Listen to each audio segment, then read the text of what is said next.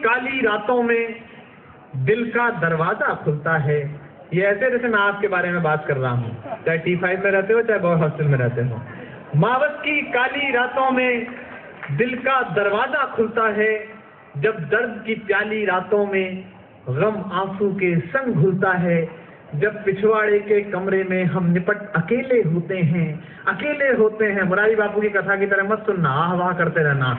जब पिछवाड़े के कमरे में हम निपट अकेले होते हैं, जब घड़ियां टिक टिक चलती हैं, सब सोते हैं, हम रोते हैं। जब घड़ियां टिक टिक चलती हैं, सब सोते हैं, हम रोते हैं। जब बार बार दोहराने से सारी यादें चुक जाती हैं, जब ऊंच नीच समझाने में माथे की नस दुख जाती हैं। पंक्तियां सुनना और अगली दो पंक्तियों पर जितने भी लोग हों सबके हाथ खुलते हुए देखना चाहता हूं। जब ऊंच नीच समझाने में माथे की नस दुख जाती है, तब एक पगली लड़की के बिन जीना गद्दारी लगता है, और उस पगली लड़की के बिन मरना भी भारी लगता है। मावस की काली रातों में दिल का दरवाजा खुलता है, जब दर्द की काली रातों में। मैं अध्यापक का बेटा हूँ, मेरे पिता विश्वविद्यालय में पढ़ाते थे, अब मैं पढ़ाता हूँ पिछले 9 साल से। अध्यापक दोष दर्शन करता है, उसको हर समय लाल घेरा दिखाई देता है। वो मेरे यहाँ एक अंग्रेजी के टीचर थे, उनकी लड़की अपने प्रेमी के साथ चली गई, तो मैं शाम को सांत्वना प्रकट करने गया। मैंने कहा गुरुजी बड़ा दुख हुआ कि रेखा ने आपकी बात नहीं मानी और वो प्रेमी के साथ चली गई। तो गुरुजी बोले बेटा दुख इस बात का नहीं है, दुख इस बात का है कि 7 साल ग्रामर पढ़ाई, 3 पेज का लेटर छोड़ के गई है, उसमें 4 स्पेलिंग मिस्टेक। उनकी सुनिएगा, जो अध्यापकीय परिवेश से जुड़े हुए लोग हों, शुद्ध कविता सुनिएगा। मैं भारत के सबसे तेज और फर्टाइल ब्रेन के सामने खड़ा हूं, इसलिए ऐसा ना लगे कि हिंदी की कविता सिर्फ ठहाके की कविता है। हिंदी की कविता के पास कुछ है, और पहुंचता हो तो मुझे सूचित कीजिएगा। सुनेगा, तब एक पगली लड़की के बिन जीना गद्दारी लगता है, और उस पगली लड़की के बिन मरना भी भारी लगता है। जब पोथे खाली होते हैं, कविता पहुंचे तो सूचित करें। जब पोथे खाली होते हैं, जब हर सवाली होते हैं, जब गजलें रास नहीं आती, अफसाने गाली होते हैं, जब बासी फीकी धूप समेटे दिन जल्दी ढल जाता है, जल्दी ढल जाता है, जब सूरज का लश्कर छत से गलियों में देर से जाता है, जब जल्दी घर जाने की इच्छा मन ही मन घुट जाती है, जब कॉलेज से घर लाने वाली पहली बस छूट जाती है, पहली बस छूट जाती है। पंक्ति सुने अगली 2 शरारती पंक्ति। पहली बस छूट जाती है, जब बेमन से खाना खाने पर माँ गुस्सा हो जाती है, जब लाख मना करने पर भी पारो पढ़ने आ जाती है, जब लाख मना करने पर भी पारो पढ़ने आ जाती है। ये पंक्ति पहुंचे कविता की और आपकी तालियां उठे। पारो पढ़ने आ जाती है, जब अपना मन चाहा हर काम कोई लाचारी लगता है, तब एक पगली लड़की के बिन जीना गद्दारी लगता है, और उस पगली लड़की के बिन मरना भी भारी लगता है। अगला वन कुंवारों को समर्पित है और कामयाब कुंवारों को समर्पित है। आप लोग मोस्ट वांटेड लोग हो अपने मोहल्ले के, मैं जानता हूं, और खासकर जो फाइनल ईयर वाले हैं वो ज्यादा ही वांटेड हैं। स्थिति यह है कि मैं गजेंद्र सोलंकी जी की कॉलोनी में गया, मैंने एक आदमी से पूछा, हालांकि कुंवारे लोग बहुत प्रसिद्ध होते हैं लेकिन पड़ोसी की नजर में गिद्ध होते हैं। तो मैंने उससे पूछा, मैंने कहा आपको गजेंद्र सोलंकी का घर पता है? बोले हाँ पता है, इधर से इधर चले जाना, लेकिन प्लीज उनको मेरे घर का पता मत बता।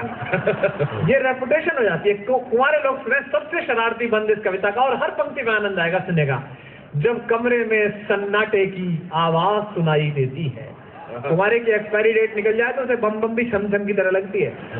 जब कमरे में सन्नाटे की आवाज सुनाई देती है, जब दर्पण में आंखों के नीचे झाई दिखाई देती है, जब बड़की भाभी कहती हैं कुछ सेहत का भी ध्यान करो, जब बड़की भाभी कहती हैं कुछ सेहत का भी ध्यान करो, क्या लिखते हो लल्ला दिन भर, कुछ सपनों का सम्मान करो, जब बाबा वाली बैठक में कुछ रिश्ते वाले आते हैं, जब बाबा हमें बुलाते हैं हम जाते में घबराते हैं, जब साड़ी हाय हाय मत करो, आगे सुनो, जब बाबा हमें मनाते हैं। सुनिएगा पंक्ति, शरारती पंक्ति सुनिए, आनंद लीजिएगा। जब बाबा वाली बैठक में कुछ रिश्ते वाले आते हैं, जब बाबा हमें बुलाते हैं हम जाते में घबराते हैं, जब साड़ी पहने लड़की का एक फोटो लाया जाता है, वो एक अलग स्टूडियो में खिंचवाया जाता है, वो लकड़ी के गुलदान पे कोहनी टिका के देखा होगा आपने।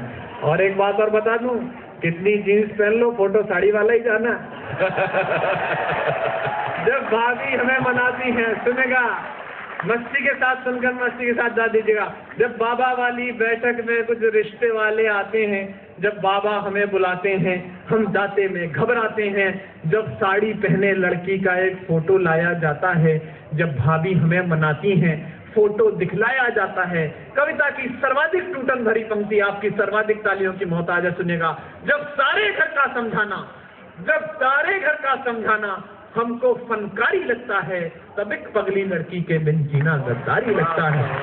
और उस पगली लड़की के बिन अंतिम पंक्तियां पढ़ता हूं अपनी और इस कवि सम्मेलन की। मैंने कोटा में पढ़ दी तो इंजीनियरिंग कॉलेज के लड़के आ गए पीछे मिलने, बोले भाई साहब आनंद आ गया। मैंने कहा वही उद्देश्य भी था। बोले नहीं पर ये औकात वाली बात बदल दीजिए, क्योंकि हमको कंफर्म हो गई है कि आपकी किस लिए है। तो मैंने इसको पारिवारिक रंग दिया। दीदी कहती है उस पगली लड़की की कुछ औकात नहीं। दीदी कहती है, पंक्तियां सुनना वसीम बरेलवी साहब की और दाद देना बड़े शायर को।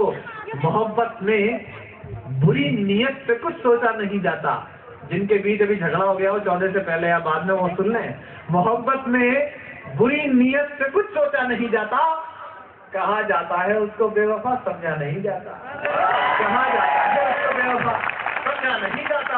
दीदी कहती है उस पगली लड़की की कुछ औकात नहीं। उसके दिल में भैया तेरे जैसे प्यारे जज्बात नहीं। वो पगली लड़की मेरी खातिर 9 दिन भूखी रहती है, चुप चुप सारे व्रत करती है, पर मुझसे कभी न कहती है। मातृशक्ति बैठी है, महिलाओं को व्रत करने का बहाना चाहिए। अभी मैं ओम जी के गया करवा चौथ के दिन, तो ओम जी की पत्नी मारवाड़ की है, वो व्रत रखती है करवा चौथ पे, तो मौन व्रत रखती है। तो हम लोग 12 बजे उठे तो वो बोलने ही नहीं थी। तो मुझे लगा कि ओम जी की कोई पुरानी वीडियो फिल्म पल्ले पड़ गई है हमको, भाई अपने को पता नहीं था। तो मैंने ओम जी से कहा यार ये खाना क्यों नहीं खा रही है भाभी? और वो बोले कमबख्त आज खाना क्यों खाएगी, आज ये भूखी रहेगी, इससे मेरा स्वास्थ्य सुधरेगा। मैंने कहा इतना सुधरा हुआ है और कहाँ जाओगे? बोले नहीं सुधरेगा इससे। फिर मैंने 5 बजे फिर पूछा, क्योंकि अपन तो REC से शुरू हुए थे रीजनल इंजीनियरिंग कॉलेज से।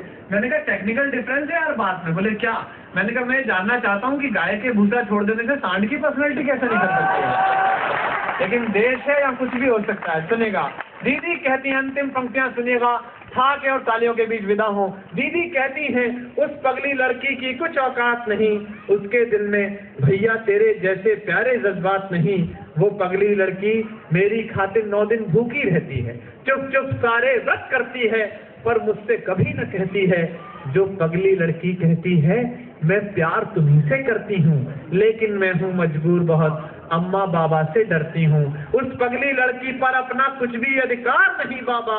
ये कथा कहानी किस्से हैं, कुछ भी तो सार नहीं बाबा। बस उस पगली लड़की के संग जीना फुलवारी लगता है, और उस पगली लड़की के बिन मरना भी भारी लगता है।